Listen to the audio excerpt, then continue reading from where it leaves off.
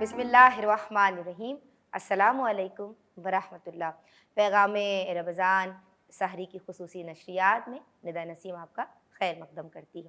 جناب، ہم بات کر رہے ہیں والدین کے ساتھ حسن سلوک کے تعلق سے۔ قرآن و حدیث ہمارے لیے کس طرح رہنما ہے، ہمیں کیا احکامات دے رہے ہیں۔ بریک سے پہلے محترمہ امتیاز جاوید خاکوی صاحبہ، جو ماشاءاللہ مذہبی رہنما ہے، مذہبی اسکالر ہیں، ہمیں سمجھا رہی تھیں کہ والدین کی تربیت خصوصی طور پہ اسپیشلی لیڈیز کی، یعنی کہ جو مدرز ہیں، ان کی تربیت کتنی ضروری ہے۔ جی آپ۔ جی نیتا، میں اس بات کو وہیں سے کنٹینیو کروں گی کہ والدین کے ساتھ حسن سلوک سے مراد کیا ہے۔ دیکھیں، آج ہمارے معاشرے میں یہ ہو رہا ہے کہ جب بزرگ ہو جاتے ہیں وہ تھوڑے سے ضدی ہو جاتے ہیں، چڑچڑے ہو جاتے ہیں، وہ بیمار رہنے لگ گئے ہیں، اب ان کی طبیعت میں ویسے برداشت نہیں رہا، تو ہم سارے ان سے دور ہٹتے جا رہے ہیں بزرگوں کے پاس۔ ہاں جی، آپ دیکھیں تو اللہ رب العزت نے حسن سلوک کا حکم دیا ہے، تو اس کا مطلب کیا ہے کہ آپ جو تعیشات اپنے بیوی بچوں کو دے رہے ہیں اس سے کہیں بہتر اپنے ماں باپ کو دیں۔ یہ نہیں کہ بچوں کے روم میں تو اے سی لگ جائے لیکن ماں باپ کے لیے پراپر پنکھا بھی موجود نہ ہو۔ جس طرح سے باہر معاشرے میں دیکھ رہے ہیں جو حالت ہیں، اولڈ ہاؤسز میں چھوڑا جاتا ہے، کیوں اپنی جنتوں کو اتنی دور آپ بھیج رہے ہیں؟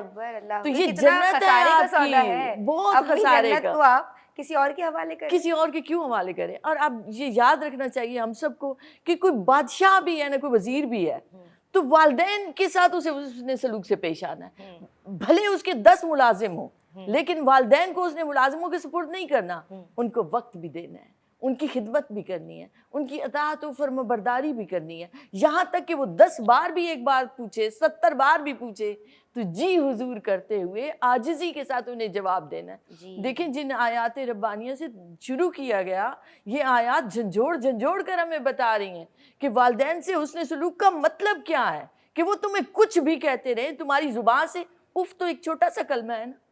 کہ اتنا چھوٹا سا کلمہ بھی کوئی ان کی اس بالکل جو لیسٹ لیول ہے اللہ نے وہ بھی منع کر دیا، بھائی you are not allowed to سے، مطلب ایک اینی تھنگ، کچھ بھی نہیں کہہ سکتے آپ، کچھ نہیں کہہ، صحیح، ہرگز ان تک آ نہیں جاؤں۔ جی ضرور۔ مجھے تربیت کے تعلق سے نوجوان نسل کی اسکالر کی زبان سے سننا ہے، آپ کیا سمجھتی ہیں آج کی بیٹیاں کیسی ہونی چاہیے، ماؤں کا کتنا لحاظ ان کو کرنا چاہیے؟ اور پھر دوسرا مجھے یہ بتائیے کہ قرآن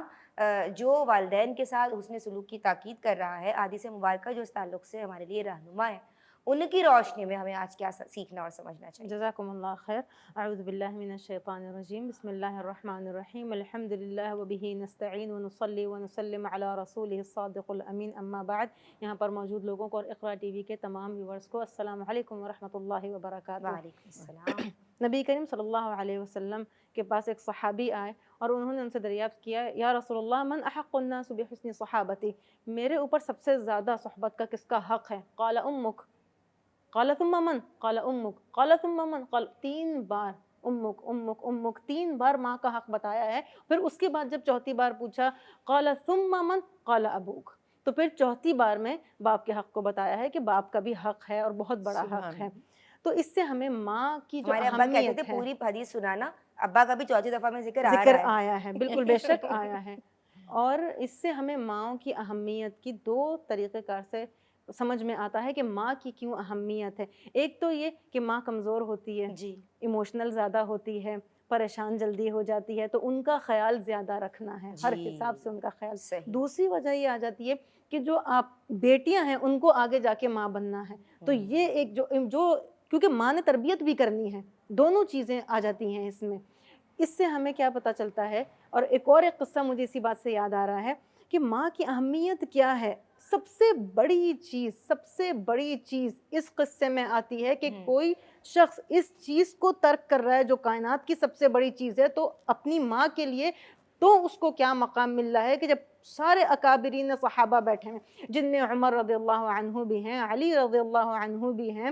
سارے کے سارے اکابرین صحابہ بیٹھے ہیں، اس میں رسول اللہ صلی اللہ علیہ وسلم کیا فرماتے ہیں کہ تم لوگ جب اویس قرنی سے ملنا تو ان سے اپنے لیے دعا کے لیے درخواست کرنا۔ تو وہ پریشان ہو گئے، عمر رضی اللہ عنہ پریشان ہو گئے کہ یہ کون ہے۔ پھر جب رسول اللہ صلی اللہ علیہ وسلم کے وصال کے بعد وہ جب اپنی دور خلافت میں ایک بار حج کے لیے گئے تو انہوں نے جو ہے وہ وہاں پر حج کے میدان میں، میدان عرفہ میں، یمن سے کچھ لوگ آئے ہوئے تھے، تو ان سے جو ہے انہوں نے ایک طریقہ کار سے انہوں نے ایک یہ چیز پتہ لگائی کہ کون اویس القرنی ہے، تو پھر ان سے انہیں بولا کہ کیا ایسا عمل ہے تمہارا کہ جو ہے رسول اللہ صلی اللہ علیہ وسلم نے ہمیں آپ سے دعا کے لیے بولا، علی رضی اللہ عنہ بھی ان کے ساتھ موجود تھے۔ تو پھر انہوں نے وہ پریشان ہو گئے کہ آپ عمر بن الخطاب ہیں،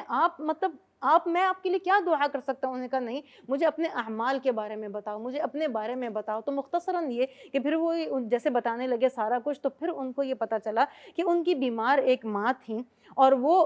نبی کریم صلی اللہ علیہ وسلم کے دور میں وہ اسلام لے کر آ گئے تھے، اور ان کا محبت اور ان کی جو ایک چاہت تھی رسول اللہ صلی اللہ علیہ وسلم کو دیکھنے کی، وہ اتنی زیادہ تھی، وہ چاہتے تھے کہ مدینہ منورہ جا کے جو ہے وہ رسول اللہ صلی اللہ علیہ وسلم سے ملاقات کریں، لیکن کیونکہ ان کی ماں بیمار تھی اور ان کو کھانا بھی خود کھلاتے تھے، ان کی خدمت بھی خود کرتے تھے، تو صرف اس وجہ سے وہ ان کو چھوڑ کر نہیں آئے، اور نبی کریم صلی اللہ علیہ وسلم سے ان کی ملاقات نہیں ہوئی، اور اس وجہ سے کیونکہ انہوں نے ماں کے حق کے لیے ایسا کیا تھا، تو رسول اللہ صلی اللہ علیہ وسلم نے ان کے لیے اتنا بڑا درجہ رکھا ہے۔ تو یہ ماں کی خدمت کا جو ہے وہ ان کو ثمرات مل رہے ہیں۔ اور اگر ہم ان کو تربیت کے لیے کہتے ہیں تو عربی میں ایک شعر ہے، الام مدرسۃ اذا اعددتها اعددت شعبا طیب الاعراق۔ الام مدرسہ یعنی ماں جو ہے نا وہ ایک اکیڈمی ہے، اگر تم نے اس کو اچھی طرح بنا دیا نا تو تم نے پوری کی پوری ایک قوم ڈیولپ کر دی ہے۔ تو آپ اس چیز کے اوپر دے دو، میں تم کو اچھی نیشن دے دوں گا۔ بالکل یہی چیز ہے، مائیں متعلم ہونی چاہیے، ان کو سمجھدار ہونی چاہیے، ان کو طریقہ کار پتہ ہونا چاہیے کہ کس طرح سے تربیت کرنی ہے،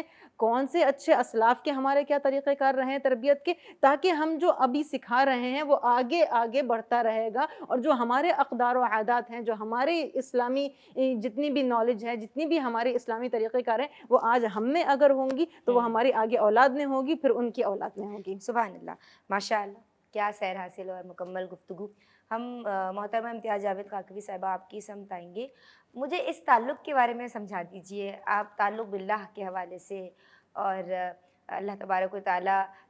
سے محبت، اس کے ذکر کے تعلق سے، ماشاءاللہ آپ ہمیشہ ہر ٹاپک پہ بہت اچھا بولتی ہیں، لیکن ماں اور بیٹی کا کیا تعلق ہونا چاہیے، کیونکہ یہ نسلوں کا معاملہ ہے۔ بے شک ندا، اور آپ دیکھیے تو ماں کو حق 3 مرتبہ فائق قرار دیا گیا، اور اس میں ایک بڑی خوبصورت بات ہے، میں وہ آیات ربانی کی تلاوت کرتے ہوئے ایک بار بہت رو پڑی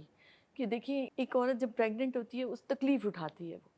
اور اس تکلیف کا کسی اور کو پتہ نہیں ہے، تکلیف تو وہ اٹھا رہی ہے، اللہ رب العزت نے اس کی اس تکلیف اٹھانے کا ذکر قرآن مجید میں کی، سبحان اللہ، کہ وہ جو تکلیف اٹھاتی ہے اس پورے عمل کے دوران،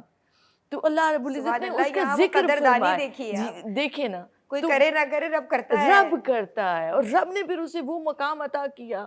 کہ آپ دیکھیں 3 بار حضور اکرم صلی اللہ علیہ وآلہ وسلم فرما رہے ہیں کہ ماں کا حق فائق ہے باپ پر بھی۔ اس کے ایک اور مفہوم جو میں بتانا چاہ رہی تھی، ماشاءاللہ بہت پیارا بتایا جیان شاہ نے، دیکھیں کوئی بھی پروڈکٹ آپ تیار کرتے ہیں نا تو اس کے لیے آپ کیا کرتے ہیں، سرمایہ لگاتے ہیں، محنت کرتے ہیں، ایک تنظیم میں پروتے ہیں، اس کے بعد کہیں وہ پروڈکٹ سامنے آتی ہے۔ تو علماء کہتے ہیں کہ وہ انسان جو بنانے ہیں، جس نے مسلمان بنانا ہے، اس ماں نے بنانا ہے، تو سرمایہ باپ فراہم کرتا ہے، باقی محنت ساری کی ساری اس والدہ کی ہے۔ اس لیے والدہ کا حق بھی 3 درجے فائق رکھا گیا کہ وہ اس ایمان کو اس کی رگوں میں، اس کے سیرت و کردار میں منتقل کرے۔ سبحان اللہ، یہ ہم لیڈیز کے لیے، خواتین کے لیے، ماؤں کے لیے مقام شکر ہے، ہر سانس مقام شکر ہے جناب۔ آپ کو سانسیں میسر ہیں، آج آپ کتنے لوگ ایسے ہیں کہ جن کو نہیں مل پاتی، دے آر آن وینٹیلیٹرز، اور اس کے بعد وہ جب وینٹ ہٹاتے ہیں تو وہ خالق حقیقی سے جا ملتے ہیں۔ تو اگر سانسیں بھی مل رہی ہیں تو یہ مقام شکر ہے، لیکن آپ کے قدموں تلے جنت آ گئی، یہ اللہ کی جانب سے کتنا بڑا احسان ہے ماؤں کے اوپر۔ تو آج ہر ماں کو اللہ کا شکر ادا کرنا ہے، اور پیغام رمضان ٹرانسمیشن جو کہ سحری کی خصوصی نشریات ہیں یہ جاری و ساری ہیں، اور اس وقت ہم ایک بریک لے رہے ہیں۔ آپ اپنی رائے سے ہمیں آگاہ کیجیے گا، ہم بلکہ منتظر رہیں گے، ای میل کیجیے ہمیں feedback@iqra.tv۔ السلام علیکم ورحمۃ اللہ۔